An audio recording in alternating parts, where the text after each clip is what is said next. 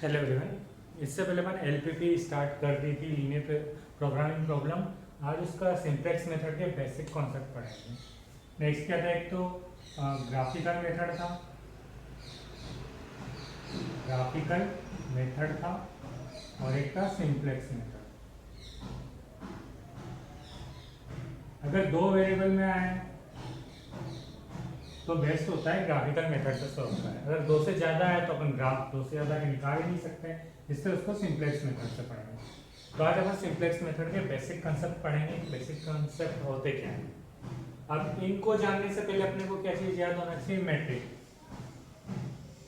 Matrices. ठीक है, जो अपन ने पढ़ रखी है, सारणी, वेक्टर, ये सब पता होना चाहिए क्या होना चाहिए सभी। ठीक है, जैसे इक्वेशन को सारणी के रूप में कैसे लिखते हैं, ऐसे ये इक्वेशन मान लेते हैं कि 2x1 + 3x2 = 6, 4x1 + 5x2 = 3। अब इसको कैसे लिखेंगे, इसको ऐसे लिख सकते हैं अपन 2 3 4 5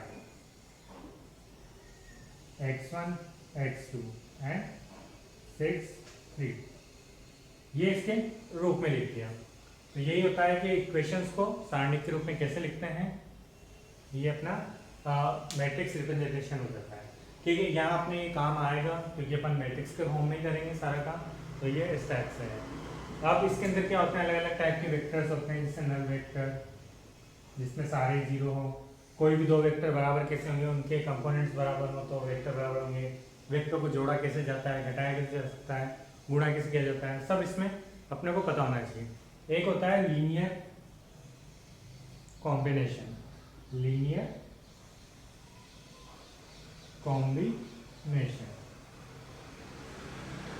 अब लीनियर कॉम्बिनेशन क्या होता है कि कोई भी दो वेक्टर है, उन दोनों को लीनियर कॉम्बिनेशन मतलब एक दूसरे के रूप में लिखना होता है। जैसे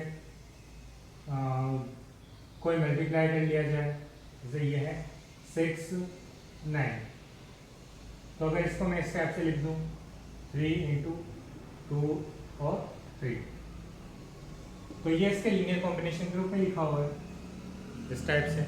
एक से ज़्यादा भी हो सकते हैं, जैसे ये ax by, इसको अपन ऐसे लिख सकते हैं अल्फा xy + बीटा xy, ये दो के रूप में लिख दिया। ऐसे बहुत सारे रूप में लिखा जा सकता है, वही होता है लीनियर कॉम्बिनेशन। और इसके बाद होता है लीनियर इंडिपेंडेंट मतलब रैखिक स्वतंत्रता। ये क्या होगा, ये इस टाइप से होता है कि कोई भी वेक्टर है उसको दूसरे वेक्टर के रूप में नहीं लिख सकते हैं। मतलब अगर लिखेंगे तो उनका 0 0 आएगा। जो ये अल्फा बनते हैं अपने पास, अल्फा और ये बीटा, ये सारे 0 हो जाए तो ये एक दूसरे के रूप में लिखा जा सकता है। मतलब एक दूसरे के रूप में नहीं, जैसे ये लिख दिया है तो ये इस पे डिपेंड है, इस पे परतंत्र है, तो ये एक दूसरे के लिए लीनियर डिपेंडेंस है, लीनियर डिपेंडेंट। अगर नहीं बना पाएंगे तो लीनियर इंडिपेंडेंट। ठीक है, नेक्स्ट क्या है अपने पास कि इनकी रेंज कैसे निकाली जाए। रेंज क्या होती है, जैसे ये A1 A2 A3 ऐसे B1 B2 B3 so on, ऐसे बहुत सारे होते हैं। इनकी वैल्यू यहाँ A11 A12 A13 so on, इस टाइप से वैल्यू दे रखी है। तो ये हो गया, अपन इसको जब चेंज करें, मैट्रिक्स को चेंज कर सकते हैं अपन कोई भी ऑपरेशन लगा के। तो ये जो वैल्यू है जो नॉन जीरो आती है, नीचे नीचे जीरो आ सकते हैं, तो जो नॉन जीरो होगी, कितनी रो होगी जो अपनी नॉन जीरो होगी, वही इसकी रैंक कहलाती है। इसको अपन पूरे ढंग से लीनियर अलजेब्रा में पढ़ेंगे। यहाँ सिर्फ थोड़ा बहुत होना चाहिए कि रैंक क्या होती है। रैंक होती है जो नॉन जीरो रो होती है, जो नॉन जीरो हो, बाकी सारी जीरो हो जाएगी, अपने ऑपरेशन लगाएंगे। ऑपरेशन अपन यूज करते हैं मैट्रिक्स में, इसको दूसरे में चेंज करना, तो जितनी नॉन जीरो बचेगी, जो जीरो नहीं होगी, वही उसकी रैंक कहलाएगी। ठीक है, अब अपन क्या पढ़ेंगे, इसके बेसिक कंसेप्ट क्या है, बेसिक सॉल्यूशन, वो है आधारी हल। आधारी हल किसे कहते हैं? अब जैसे कोई भी अपन एक मैट्रिक्स मान लेते हैं, ये ax इक्वल टू बी, ये इस टाइप की है, ये a होगा, ये x होगा और ये b होगा, तो ये ax इक्वल टू बी। अब इसमें कितने n चर है और m समीकरण है, तो जो मैट्रिक्स बनेगी वो क्या बनेगी, n क्रॉस n, ठीक है, n चर और m समीकरण। अब यहाँ पर n जो है वो n से छोटा है, ठीक है, तीन कैसे हो सकते हैं, तो बराबर हो जाएगा, या बड़ा हो जाएगा, या छोटा हो जाएगा। तो जो n चर है और समीकरण कितने हैं, n, तो इसकी रैंक कितनी मान ली अपन ने, कि इनकी रैंक a, इस टाइप से इसकी रैंक a, सॉरी m है, और रैंक a भी है, मतलब इसके बाद वाली जितनी भी है वो जीरो हो जाएगी। n माइनस m को चरों को शून्य मानकर, जो चर होंगे उनको शून्य मानकर प्राप्त किया गया हल आधारी हल कहलाता है। मतलब ये जो जीरो हो गई, तो ये जो बची हुई है ना, इनसे जो अपन हल निकालेंगे वो क्या कहलाता है, आधारी हल। सिंपली वे में जैसे मैट्रिक्स में अपन ने मैट्रिक्स, इसको किसी भी को मैट्रिक्स को फॉर्म में लिखा, अब यहाँ पर जितने रैंक निकाली, अब जो रैंक होगी वो कितनी है, m, तो बचे हुए कितने होंगे, ये टोटल कितने हैं, n है, तो n माइनस m बचेगा, इनको तो अपन जीरो मान के चलेंगे, ठीक है, नीचे वाले जीरो मान लेंगे, जो जीरो हो जाएंगे, क्योंकि रैंक कितनी है m, तो बचे हुए कितने हो जाएंगे, जीरो। उनको सिर्फ इससे हल निकाला है, इससे हल जो निकलेगा वो क्या कहलाता है, बेसिक सॉल्यूशन और आधारी हल। और मैक्सिमम आधारी हल कितने निकाले जा सकते हैं, NCM, ये कॉम्बिनेशन वाला था, क्या होता है, factorial n, factorial n minus n और फैक्टोरियल n, इससे अपन निकाल सकते हैं। जितने चर दे देंगे, समीकरण दे देंगे, पूछ लेंगे अधिकतम आधारी हल कितने होंगे, ये कंपटीशन एग्जाम में पूछा जाता है, कोई भी एक नॉर्मल पूछ लिया जाता है कि इतने चर है उतने समीकरण, तो अधिकतम आधारी हल कितने होंगे, बस ये। अब आधारी हल दो प्रकार के होते हैं, एक तो नॉन डिजेनरेट और एक डिजेनरेट, अनप्रस्थ और एक अपभ्रस्त। अब इसमें क्या होगा, प्रत्येक आधारी जो होगा, जो आधारी चर बनेगा, यहाँ से जो चर बनेंगे, इसके कांस्टेंट, इसके x1 x2 जो भी हैं, ये सारे कांस्टेंट बनेंगे। अगर वो सारे शून्य ना हो, मतलब जीरो ना हो, तो अनप्रस्थ, मतलब नॉन डिजेनरेट, और इनमें से कोई भी एक शून्य हो गया, मतलब क्या होता है कि ये x और ये b की है, तो इसमें 1 2 ऐसे समथिंग है, और यहाँ से सारे ये 0 0 0 0, यहाँ भी 0 0 होगा, ठीक है। अब क्या होगा, इसमें तो ये लाइन 0 हो जाए, लेकिन ये 0 नहीं हो, अगर ये 0 नहीं होगा और इनमें से ये 0 है, ये 0 है, तो डिजेनरेट, और अगर ये भी 0 नहीं है, सारे अशून्य है, मतलब सारे सही है, तो ये नॉन डिजेनरेट। क्वेश्चन करेंगे समझ में आ जाएगा कि हम अनप्रस्थ क्या है और अपभ्रस्त क्या है। लास्ट डेफिनेशन अपने है बेसिक फिजिबल सॉल्यूशन, आधारी सुसंगत हल। अब सुसंगत हल अपने को पता था, जब जो एलपीपी की कंडीशंस होती हैं, कांस्टेंट और वगैरह, जो कांस्टेंट होते हैं, कांस्टेंट जो उद्देश्य फलन के बाद लिखे जाते हैं वो कांस्टेंट कहलाते हैं। अगर उनको सोल्व कर लेता है, उनको सेटिस्फाई कर लेता है, तो सुसंगत हल होता है। लेकिन अगर वही फिजिबल सॉल्यूशन, जब फिजिबल सॉल्यूशन होगा, अगर वो बेसिक फिजिबल सॉल्यूशन हो जाए, कब हो जाए, जब उसके अंदर जो हल है वो आधारी हल हो, तो वो बेसिक फिजिबल सॉल्यूशन, ठीक है। अब अपन क्वेश्चन कर लेते हैं इसके बाद के। देखो पहला क्वेश्चन क्या है कि एक दे रखी है इक्वेशंस, इसको अपने को प्रूव करना है। प्रूव क्या है, निकालना है कि इसका आधारी हल क्या होगा, BFS निकालना है कि बेसिक फिजिबल सॉल्यूशन क्या होंगे या आधारी हल क्या होगा। सॉरी, बेसिक फिजिबल नहीं, इन्होंने से पूछा है कि बेसिक सॉल्यूशन क्या होगा, ठीक है। अब बेसिक सॉल्यूशन निकालने के लिए सबसे पहले तो इसको ax plus ax equal to b की फॉर्म में लिखो। तो a क्या होगा, a निकाल के देखो, a क्या हो जाएगा, ये 1 2, इनके से कोफिशिएंट 2 1 एंड 1 5, इसको अपन ने अल्फा 1 मान लिया, इसको अल्फा 2, इसको अल्फा 3, ऐसे सिंपली ये तरीका यही है अपने को सॉल्व करने का। तो पहला बेसिक सॉल्यूशन क्या होगा, बेसिक सॉल्यूशन क्या होगा, पहला b1, इससे बेसिक सॉल्यूशन निकल जाए, क्यों, क्योंकि इसके बेसिक सॉल्यूशन कितने होंगे, 3c2, इसकी वैल्यू क्या होती है 3, तो 3 सॉल्यूशन हो सकते हैं, और इक्वेशन कितनी है 2 है, तो जो आधारी हल होंगे उसमें सिर्फ 2 ही आ सकते हैं। तो b1 में क्या मान लिया अपन ने, अल्फा 1 अल्फा 2, B2 में मान लिया अल्फा 1 अल्फा 3 और B3 में मान लिया अल्फा 2 अल्फा 3। अब इनको चेक करेंगे, ये जीरो तो नहीं हो रहे, तो इनका डिटरमिनेंट चेक कर लो। अगर वो जीरो हो जाता है तो आधा रियल में नहीं आएंगे, और नहीं होता है तो आधा रियल में आ सकते हैं। तो फर्स्ट इसका डिटरमिनेंट निकालेंगे B1 का। B1 का निकालेंगे तो क्या आ जाएगा -3, ये जीरो के इक्वल नहीं है। B2 निकालेंगे ये 3, ये जीरो के इक्वल नहीं है। B3 निकालेंगे तो ये जीरो के इक्वल नहीं है। मतलब ये तीनों हल हो सकते हैं आधार इधर, ये तीनों हो सकते हैं, ये तीन आधार है। अब इससे इक्वेशन क्या बनती है, इससे बनेगी x = A इनवर्स B। अब A इनवर्स की जगह क्या लिखना है अपने को, पहला आधा रियल, दूसरा आधा रियल, तीसरा आधा रियल, तभी तो ये सफिशिएंट हो जाएगी।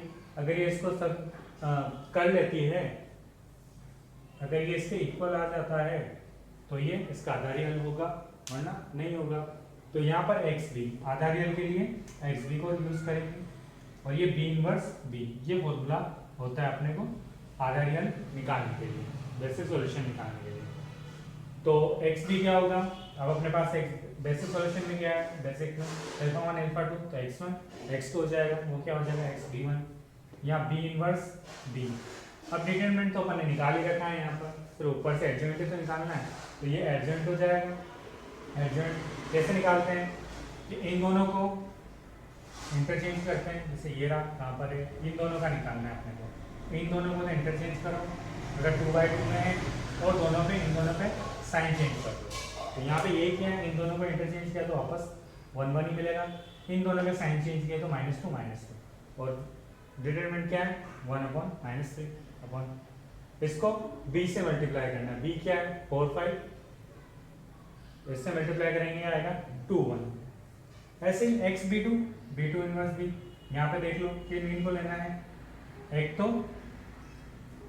ये वाला 2 1 एंड क्या है अल्फा 1 और अल्फा 3, तो ये अल्फा 1 और अल्फा 3, तो 1 5 में चेंज हो जाएगा, ये 1 5 चेंज हो गए, और इन दोनों के नेगेटिव लग जाएंगे, ये -1 ये -2 ये -1 -2, और अपने पास डिटरमिनेंट क्या है 3, तो 1/3 हो जाएगा।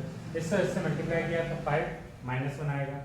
ऐसे ही XB3 में क्या होगा अल्फा 2 अल्फा 3, ये दोनों होंगे, इन दोनों को चेंज करेंगे तो 5 2 आ गया, इन दोनों के नेगेटिव साइन -1 -1, और डिटरमिनेंट क्या है 9, तो 1/9, इसको इससे मल्टीप्लाई करेंगे तो 5 3 2/3। तो इसके आधार रियल क्या होंगे, इसमें 2 1 थर्ड वाला 0 है, इसमें 5 0 1 2 सेकंड वाला 0 है तो 5 0 -1, ऐसे फर्स्ट वाला 0 तो 0 5 3 2 3, ये तीनों आधार रियल है। अब तीनों में से एक भी ये नहीं आया 0 0 0, तो ये अनअब्रस्ट है, मतलब नॉन डिजेनरेट है। ये भी प्रूफ करना था इसके अंदर कि ये नॉन डिजेनरेट है। एक क्वेश्चन इस टाइप का आता है, एक क्वेश्चन इसी के आगे पूछ लिया जाएगा कि जो मैक्सिमम है जो जेड होगा और मैक्सिमम जेड निकालना है। अब अपने पास x1 x2 और x3 तीनों की वैल्यू मिल चुकी है। अब तीनों की वैल्यू इस जो मैक्सिमम जेड जो दिया जाएगा उद्देश्य फलन उसमें रखो, जिसमें से मैक्सिमम की वैल्यू आ जाए वही अपना बेसिक फिजिबल सॉल्यूशन होगा। यहाँ पर ये क्या निकला अपने पास basic solution. Basic feasible solution कब निकलता है, जब वो अपन उद्देश्य फलन में रखते हैं। ठीक है, नेक्स्ट क्या है कि अपने पास फिजिबल सॉल्यूशन दे रखा है, उसको अपने को प्रूव करना है कि ये जो फिजिबल सॉल्यूशन है वो बेसिक सॉल्यूशन नहीं है या बेसिक फिजिबल सॉल्यूशन नहीं है। ठीक है, ये आपने मैक्सिमम नहीं दे रखा तो बेसिक सॉल्यूशन की बात कर सकते हैं अपन, या बेसिक फिजिबल सॉल्यूशन भी कह सकते हैं। ठीक है, अब ये दे रखा है अपने को x1 x2 x3 और z दे रखा है, चारों के लिए दे रखी है। ये फिजिबल सॉल्यूशन है, पूछा है कि बेसिक सॉल्यूशन नहीं है, ये अपने को प्रूव करना है। तो फर्स्ट इक्वेशन ये दे रखी है x1 + x2 + x3 = 2, सेकंड ये दे रखी है, थर्ड ये दे रखी है। अब इसमें क्या चार वेरिएबल है तो सबको ऐसे कर लो, x1 x2 x3, इसमें z नहीं तो 0.z कर लो, इसमें 0.z कर लो, इसमें -z कर देंगे, z दे रखा है माइनस। ठीक है, ये x1 x2 स्टेप्स हैं। इसको अपन क्या मानते हैं, फर्स्ट वाले को α1, सेकंड वाले को α2, इसको α3, इसको α4। ठीक है, ये α1 α2 α3, इसको अपन ट्रांसपोज करके स्टेप से लिख सकते हैं, इसको ट्रांसपोज करके स्टेप से। अगर ट्रांसपोज करेंगे तो ये घूम जाएगा रो कॉलम से, सॉरी रो से कॉलम में चेंज हो जाएगा। अब ये क्या बन गया, ये a है, ये x है, ये b है, तो x = b हो गया। अब इसमें तीन दे रखे हैं कि ये चार दे रखे हैं, ये इस टाइप से। अब इसमें क्या है कि ये वाला तो 0 है, तो 0 वाले को तो अपन काउंट ही नहीं करते हैं, बचे कितने 1 2 3, तो ये तीनों चर शून्य हैं, तो ये बी एफ एस या बी एस हो सकते हैं। बेसिक सॉल्यूशन ही पूछा है तो हम बेसिक सॉल्यूशन की बात कर लेते हैं। बेसिक सॉल्यूशन हो सकते हैं। बेसिक सॉल्यूशन का होने के लिए सबसे पहले क्या होना चाहिए, एल आई होनी चाहिए, लीनियर इंडिपेंडेंट। तो अपन इनको सोल्व करेंगे। तो अपन ने कुछ भी मान लिया कि लेमडा 3 कोफिशिएंट मान लिया, lambda 1 into alpha 1, lambda 2 alpha 3, lambda 3 alpha 1 equal to 0। अगर ये 0 आ जाता है तो लीनियर इंडिपेंडेंट नहीं होंगे। अगर तीनों 0 आ जाते हैं, लेमडा 1, लेमडा 2, लेमडा 3, अगर ये तीनों 0 आ जाते हैं तो ही ये लीनियर इंडिपेंडेंट होगा। अगर इसके अलावा कुछ और आते हैं तो लीनियर इंडिपेंडेंट नहीं होगा। और दूसरे शब्द में हम बोले कि कोई भी दो इक्वेशन अपने को ऐसी मिल जाए जो एक दूसरे से बन रही है तो लीनियर इंडिपेंडेंट हो जाएगी, लीनियर इंडिपेंडेंट नहीं होगी। तो यहाँ पर अल्फा 1 की वैल्यू रख देते हैं, या अल्फा 3 की या अल्फा 4 की, ठीक है। इनको सोल्व करेंगे तो ये इस टाइप से आ जाएगा। अब इससे इन तीनों की अलग अलग इक्वेशन यहीं से दिख रहा है कि ये दोनों इक्वेशन बिल्कुल सेम है, एक दूसरे से बन जाएगी, 1 से मल्टीप्लाई करो तो ये लीनियर डिपेंडेंट है। एक चीज़ तो यहाँ से पता चल रही है। और इस फॉर्मूले के तहत पे कैसे होगा, इनको अपन इस टाइप से लिखते हैं।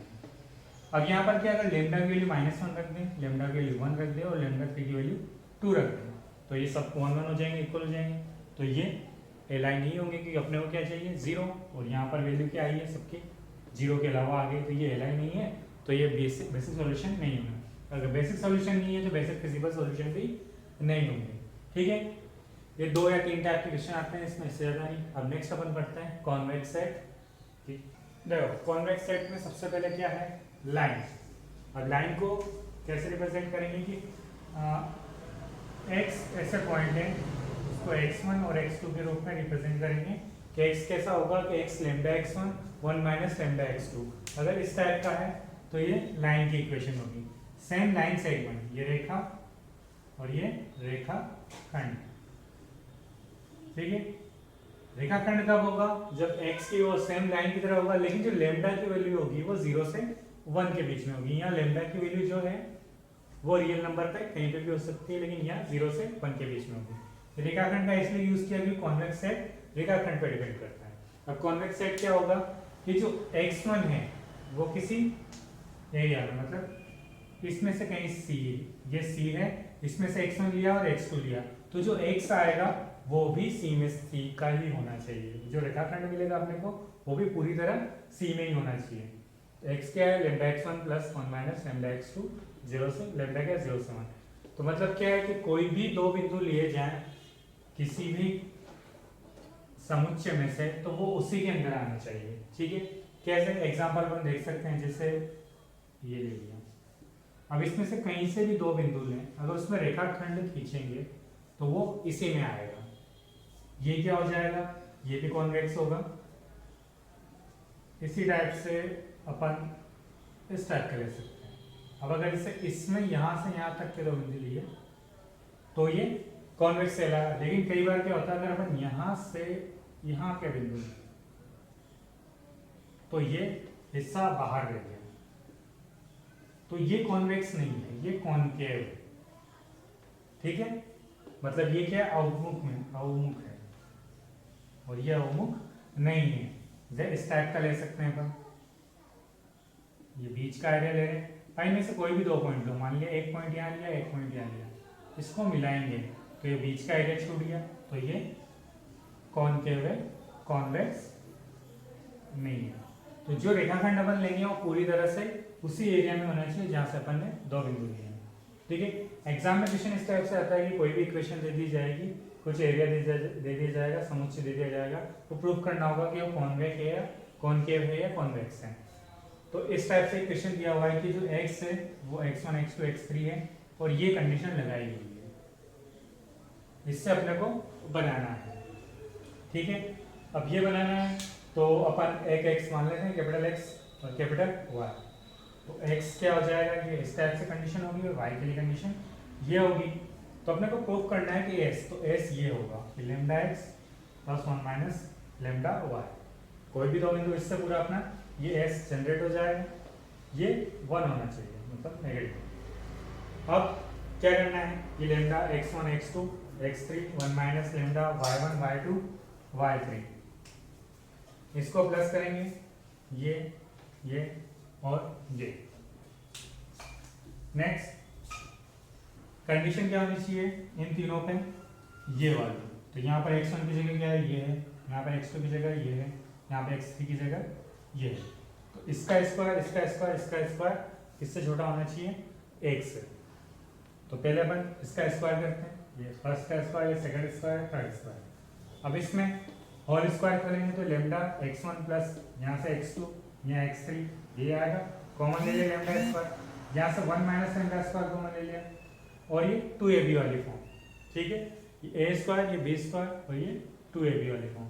अब इसमें क्या होगा, इसकी वैल्यू 1 से छोटी है, ये रख दिया। ऐसे y की वैल्यू 1 से छोटी है तो यहाँ 1 रख दिया, ये less than equal to sign लगा रखा है, ये यहाँ ऐसे का ऐसे।